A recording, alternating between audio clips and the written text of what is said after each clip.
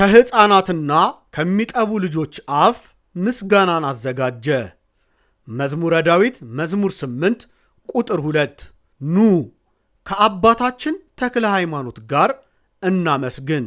አባታችን በተወለዱ በሦስተኛው ቀን ያመሰገኑበትን ዕለት ምክንያት በማድረግ በጻድቁ ቤት የጻድቁ ልጆች የሚሰባሰቡበት ታላቅ የሕፃናት ጉባኤ፣ ለሕፃናት ልጆች መንፈሳዊ ይዘታቸውን የጠበቁ ዝግጅቶች ይቀርባሉ። በዕለቱ መዝሙር፣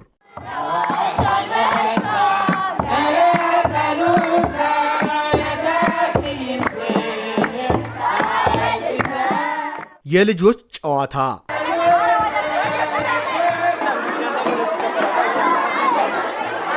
የአባባ በእውነቱ ጣፋጭ ተረት፣ የስዕል አውደ ርዕይ፣ የጥያቄና መልስ ውድድር ይቀርባል።